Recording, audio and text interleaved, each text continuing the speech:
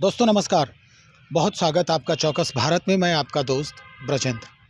RLJP की राष्ट्रीय प्रवक्ता देवजानी मित्रा ने आज पत्रकारों को संबोधित किया और संबोधन के दौरान उन्होंने बहुत सारी ऐसी बातें शेयर की जो वाकई में एक अच्छी खबर कही जा सकती है, या यूं कहें कि बिहार के लिए ये अच्छी सोच भी कही जा सकती है।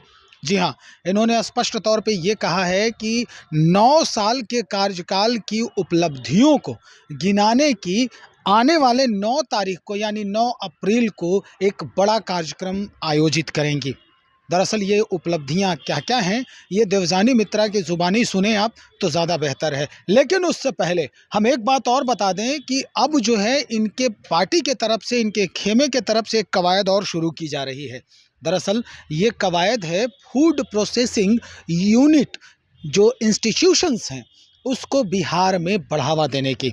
ज़मीन अधिग्रहण को लेकर के सरकार से लगातार डिमांड की जा रही है, लेकिन वर्तमान सरकार इस डिमांड पर अपनी नज़रें इनायत जो है वो नहीं कर रही है। चलिए देवजानी मित्रा को ही सुनते हैं क्या कुछ कह रही हैं वो। उसी के बीच हम बहुत ही एक शानदार प्रोग्राम अभी 9 अप्रैल को करने वाले हैं जो डेफिनेटली रोजगार के रिलेटेड है। हम सब जानते हैं कि भारत जो है वो कृषि प्रधान देश है। हम ये भी जानते हैं कि भारतीयों को भोजन बहुत ज़्यादा पसंद है, खाना पसंद है, लेकिन खाना उगाना और खाना खरीदना ये अलग बात है। जब आपको भूख लगती है तो आपको खाना तो खाना ही पड़ेगा, लेकिन जब उगाने की बात आती है तो हम लोग उस पर बात ही नहीं करते। और वहीं पे बहुत महत्वपूर्ण जो भूमिका है वो फूड प्रोसेसिंग निभाती है। अगर मैं आपको बात करूं कि वैरायटी ऑफ फूड के बारे में बात करूं तो रॉ फूड, कुक फूड और प्रोसेस फूड, ये 3 तरीके के फूड में डिवीज़न हमारे फूड प्रोसेसिंग में दिया गया है। प्रोसेसिंग फूड की वैल्यू धीरे धीरे ऐड हो रही है, ये हम सब जानते हैं, लेकिन अनफॉर्चुनेटली बिहार राज्य बोलिए, बहुत सारे ऐसे राज्य बोलिए अभी भी पीछे था।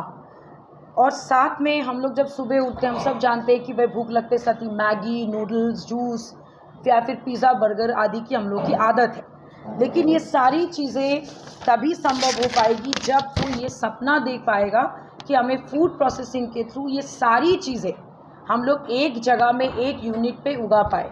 और ये ऑनरेबल पीएम मोदी के विजन के वजह से ये सफल हो पाया, जो आज 2023 को मिलेट ऑफ द ईयर के नाम से घोषणा की गई, जिसमें फूड प्रोसेसिंग यूनिट में अलग अलग उसमें विभाग है, mini food park, cold chain इत्यादि बहुत सारे हैं, जिसमें गवर्नमेंट के तरफ से आपको एक बड़ी सब्सिडी मिलती है जो 35% से लेके 50% तक का। और जहां पे आपको गवर्नमेंट के तरफ से 10 करोड़ से 50 करोड़ की लागत आपको दी जाएगी जो फूड प्रोसेसिंग यूनिट में आप उसको दे पाओ। और ये इतनी बड़ी क्या कहते हैं आपकी रोजगार का योजना है जो हमारे ऑनरेबल पीएम मोदी के जो आपके जो किसान विकास योजना के तहत ये सारी चीज़ें हर जगह हर राज्य में हम लोग देख पा रहे हैं। और इसीलिए ये साल मिलेट्स मतलब जिसको हम लोग बोलते हैं मोटा अनाज, जिसमें ज्वार, बाजरा, रागी, ब्लैक व्हीट, ये सारी चीज़ें आती हैं। और राजस्थान जो है इस बार सबसे बड़ा टॉप किया। और इंडिया की अगर मैं बात करूं तो पूरे विश्व में सबसे पहला जो स्थान वो इंडिया को गया है। और ये सिर्फ और सिर्फ 9 साल की उपलब्धि हमारे ऑनरेबल पीएम के वजह से हुआ है। और जिसके विजन को कैरी करते हुए हमारे फूड प्रोसेसिंग मिनिस्टर, हमारे पार्टी के राष्ट्रीय अध्यक्ष, हमारे honourable minister sir Shri Pashupati Kumar Paras ji के नेतृत्व में ये सारे काम बड़े देखरेख में बड़े अच्छे से हो रहे हैं। कुछ दिनों पहले वो दुबई गए, फिर गुवेना से लोग यहाँ पे आए, तो कहीं ना कहीं फूड प्रोसेसिंग के थ्रू हम लोग एक अलग रोजगार, एक अनुदान हम लोग दे पा रहे हैं। और उसी सिलसिले में 9 तारीख को एक विशाल कार्यक्रम का आयोजन सिर्फ मीडिया बंधु के साथ हम लोग यहाँ पे करने जा रहे हैं, जिसमें हमारे 5 सांसद के साथ हमारे ऑनरेबल मंत्री जी भी होंगे। और यहाँ पे हम लोग मीडिया को 9 साल की उपलब्धि, पीएम मोदी की 9 साल की उपलब्धियों के बारे में हम आपसे विस्तार में बताएंगे। मैं 2-4 और पॉइंट इसमें ऐड करना चाहूँगी, जिसमें कि आपको फूड प्रोसेसिंग यूनिट में जनरली क्या क्या होता है, क्योंकि बहुत लोगों को पता नहीं है। ये सबसे बड़ा एक रोजगार का साधन बन सकता है जो आपका फूड प्रोसेसिंग इंडस्ट्री में है, जिसमें मिनी फूड पार्क, जिसमें मेगा फूड पार्क, इसके अलावा कोल्ड चेन इत्यादि अलग सारी चीज़, जिसमें आप छोटे से छोटे यूनिट डाल के आप बिहार में रोजगार का बंदोबस्त कर सकते हैं। और ये बड़ी उपलब्धि सिर्फ और सिर्फ पॉसिबल हुआ है हमारे ऑनरेबल पीएम के इतने बड़े विजन के साथ, जिनका सबसे बड़ा नारा हम लोग जो हमेशा लगाते हुए आ रहे वो है सबका साथ सबका विकास। और इसी सिलसिले में हम लोग 9 तारीख को सुबह 11 बजे से लेकर दोपहर के 3 बजे तक एक बहुत अच्छा कार्यक्रम, जिसमें और बहुत सारा विजन डॉक्यूमेंट फूड प्रोसेसिंग के ऊपर उस दिन आप लोग को उपलब्ध कराया जाएगा।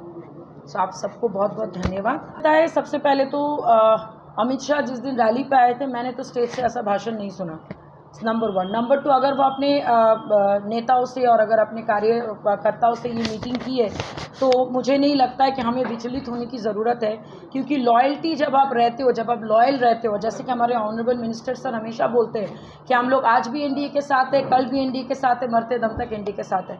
तो लॉयल्टी के बदले हमेशा लॉयल्टी मिलती है और हमें पूर्ण विश्वास है कि अगर मान लीजिए वो सीट, जैसे कि आप लोग बता रहे, जैसे कि मीडिया के लोग बता रहे हैं, क्योंकि मैंने ऐसा कोई क्लिपिंग फ़िलहाल तो देखी नहीं है, मैंने बार बार मीडिया में ये सारी चीज़ें देखी है, तो अगर ऐसी बात होगी तो हमें विचलित होने की ज़रूरत नहीं है।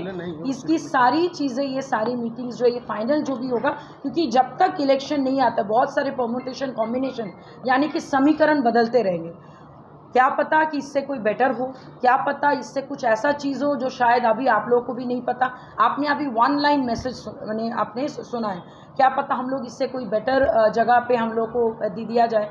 तो हमें इस पे चिंता करने की ज़रूरत नहीं। बाकी इनमें सारी चीज़ों में धीरे धीरे हम लोग जब इलेक्शन और नज़दीक आएगा, हम लोग और चीज़ों को आपके सामने रखते जाएंगे। जी जी भ्रष्टाचार को खत्म करने की बात करते हैं अमित शाह, तो ऐसे में ट्वीट कर कहा कि कई ऐसे लोग जो भ्रष्टाचारी और आज भी देश से बाहर हैं, वैसे लोगों पर क्यों नहीं कार्रवाई? सबसे बड़ी बात देखिए, आप जहाँ के जिस पार्टी के आप राष्ट्रीय अध्यक्ष है और जो राज्य के मुख्यमंत्री जी के साथ आप साथ दे रहे, पहले आप अपने राज्य की चिंता करें। जिस काम पे आपको रखा गया उस काम की चिंता आप करें।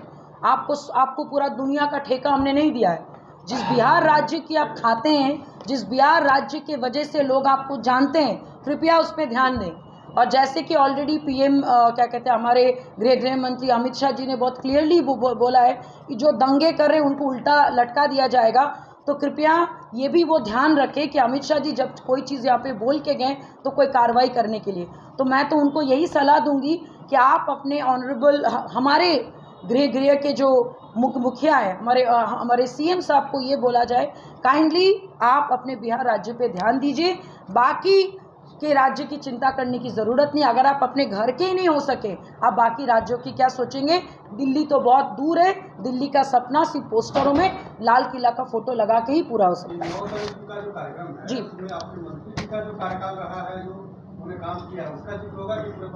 नहीं, इसमें आपका 9 साल की उपलब्धियों के साथ साथ जो फूड प्रोसेसिंग में जो अभी जो उनके जो कार्यकाल में जो फूड प्रोसेसिंग का काम हुआ है, वो सारी चीज़ों के बारे में हम लोग जानकारी देंगे और बताएंगे कि फूड प्रोसेसिंग के थ्रू कितनी सारी उद्योग और आ सकता है। और एक चीज़ मैं आप लोगों को बता दूं कि हाजीपुर में हम लोग एक फूड प्रोसेसिंग इंस्टीट्यूट भी वहाँ पे खोला जाएगा, उसके बारे में भी विस्तृत चर्चा होगी, जहाँ पे फूड प्रोसेसिंग यूनिट के ऊपर पढ़ाई कैसे होती है, प्रोसेस कैसे होती है, ये सारी चीज़ों की पढ़ाई लिखाई वहाँ पे होगी, जिसमें कि यहाँ के बच्चे फूड प्रोसेसिंग के ऊपर पढ़ाई करके आगे जाके बिहार से बाहर नहीं जाके यहीं पे उद्योग लाने का काम करें।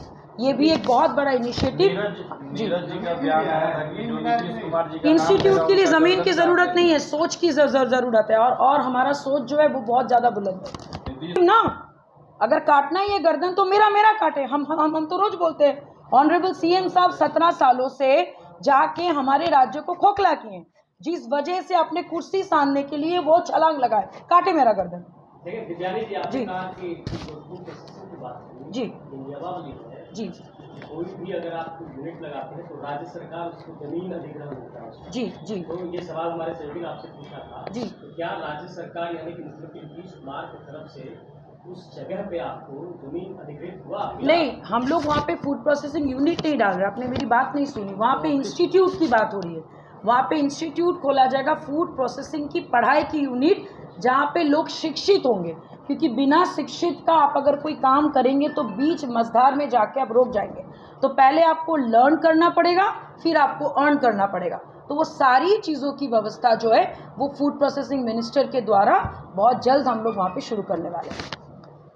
आपने सोच की बात कही कि सोच अगर बुलंद है तो हम कुछ भी कर लेते जी, हैं। जी। तो कैसे करेंगे आप? सोच देखिए, ऑनेस्टली बताया कि अभी आपको सहयोग नहीं देगी। नहीं, ऐसा बात नहीं है। मैं आपको बता दूं, फूड प्रोसेसिंग मिनिस्ट्री जो सेंट्रल गवर्नमेंट से जो आपकी, ऐसा नहीं कि हम कहीं पे ज़मीन हड़प के चीज़ें करेंगे।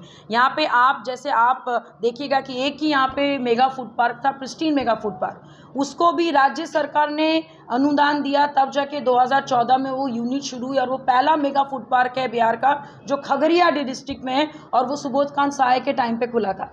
लेकिन ये बहुत ही दुर्भाग्यपूर्ण बात है कि यहाँ के सरकार ने उस पर रोक लगा दी। क्यों पता है आपको?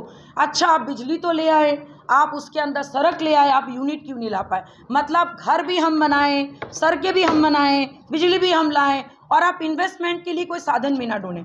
तो भैया, इन्वेस्टमेंट लाने का काम तो बिहार सरकार को भी करना होगा ना।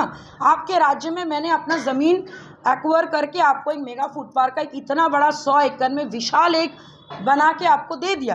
अब आप एज अ राज्य सरकार मेरे साथ क्या ट्रीट कर रहे हैं कि भैया आप अच्छा काम करो, हम आपको बंद करवा दे रहे हैं। तो इसी वजह से मेगा फूड पार्क को उन्होंने ताला लगवा दिया, जबकि वहाँ पे अभी सिर्फ 5 या 6 यूनिट चल रही थी, अभी सिर्फ एक ही यूनिट चल रही है, और वो है आपका कॉर्न का, जिसको हम लोग बोलते हैं जो आपके, हाँ, मक्का का। बाकी ये ऑलरेडी आप लोग क्या कहते हैं, यहाँ के जो ये जो है आपके प्रिंसिपल सेक्रेटरी, उनसे लास्ट उनकी बात हुई तो उस पर ताला लगाने का काम किया कि आपने ये पे नहीं किया, वो पे नहीं किया, और ये बोला गया कि क्योंकि आपने बहुत ज़्यादा तामझाम कर दिया, आप बिजली लेके आए, आप अंदर तक सड़क बना दिए, तो भैया आप वहाँ के अंदर में इन्वेस्टमेंट भी ले आइए। तो इन्वेस्टमेंट लाने का काम बिहार सरकार की जिम्मेदारी है कि नहीं?